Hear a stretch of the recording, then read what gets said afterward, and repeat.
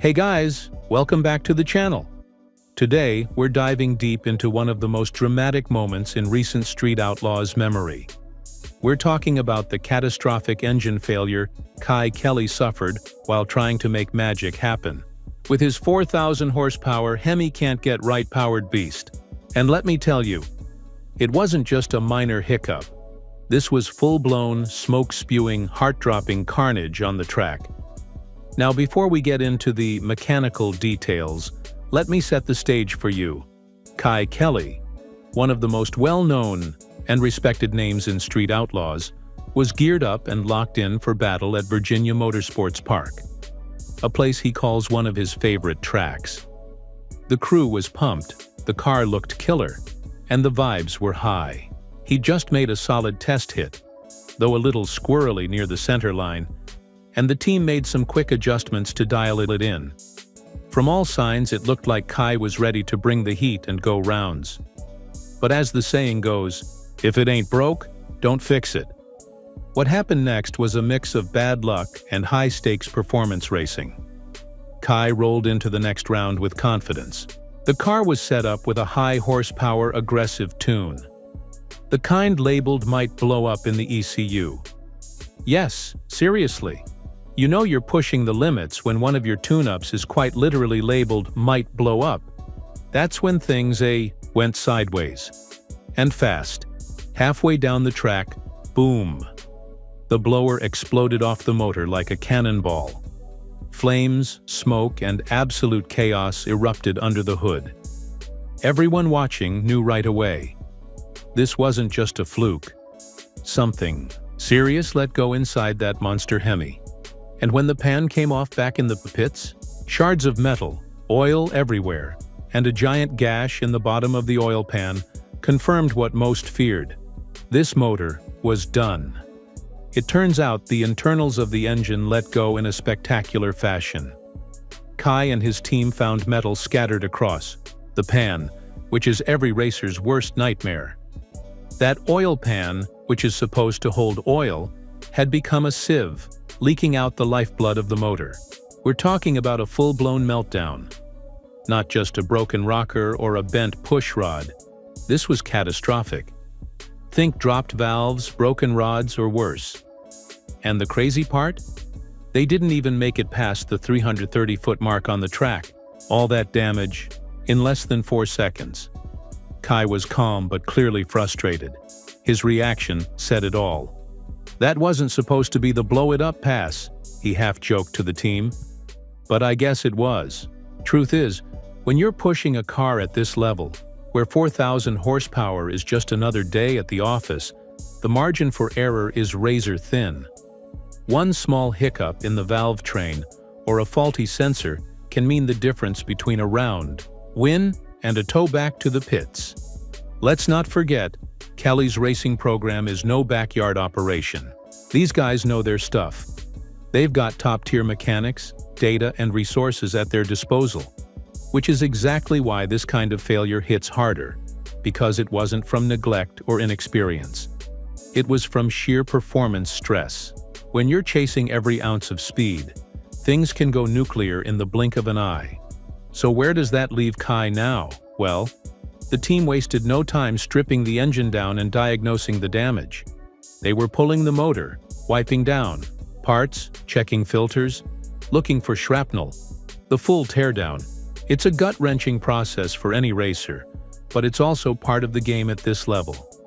These aren't Saturday night grudge cars. These are full-blown pro-mod builds tuned for war. And when they break big. Kye's been in this position before. He's no stranger to adversity, and if there's one thing we know about him, it's that he doesn't back down. This engine failure is just another chapter in a long story of grit and determination. You don't become one of the top names in Street Outlaws by folding under pressure. You fight, you rebuild, and you come back swinging even harder. But let's take a second to appreciate what this moment represents for the racing community as a whole. This isn't just about one motor blowing up. It's about what it takes to compete at this level. Every racer at Virginia that weekend knew the risks. They were all chasing the same thing: glory, money, and bragging rights. Whether it's a $75K or $100K payout, racers like Kye are willing to throw everything on the line, even a $60,000 HEMI, to chase victory. And that's what makes Street Outlaws so raw, so real, and so addicting to watch. So what can fans expect next? Kye and his team are already in recovery mode. Knowing them, a new bullet is probably already on the way. If not, you can bet they're rebuilding this one as we speak. The next big race, whether it's No Prep Kings, a radial shootout, or another high-dollar invitational, Kye Kelley will be there. You don't stay at the top of the game without a few setbacks. And for Kelley, this is just fuel for the fire. And you better believe when that shocker or can't-get-right Camaro pulls into the lanes again, that tune labeled "Might Blow Up" is getting looked at one more time. Now let's talk about what this failure reveals about the brutal nature of competitive drag racing. When you're dealing with a 4,000 horsepower HEMI, you're essentially driving a ticking time bomb. These motors are being pushed far beyond what they were originally engineered to do. We're talking about nitro-level forces compressed into a short burst of fury, all expected to hold together flawlessly. One small oversight or weak link, and the whole operation comes apart in the blink of an eye. What happened to Kye is a harsh reminder that, in racing, perfection isn't optional. It's survival. And it's not just about fixing the car. Let's not forget the financial side. Blowing up a HEMI like that can cost tens of thousands of dollars. Between machine work, new parts, labor, and lost time, it's a brutal hit, even for a top-tier team like Kye's. Then add in the lost opportunity. That race could have been a shot at redemption or a big payout. Instead, it's another line in the budget marked "engine rebuild." Sponsors see it, fans watch it, and the pressure to bounce back becomes even greater. The camaraderie in Kye's pit during this whole disaster, though, is something fans should really take note of. Despite the blown motor, the jokes, the frustration, and the chaos, that team stuck together. From the guy holding the ratchet to the one wiping oil off the trailer floor, they handled it like pros. That's what separates elite teams from the rest. They don't just race together.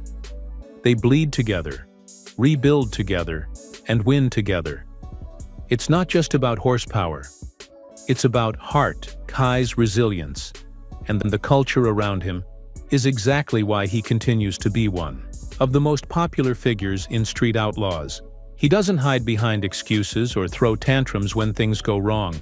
He owns it, he analyzes it, and he gets to work.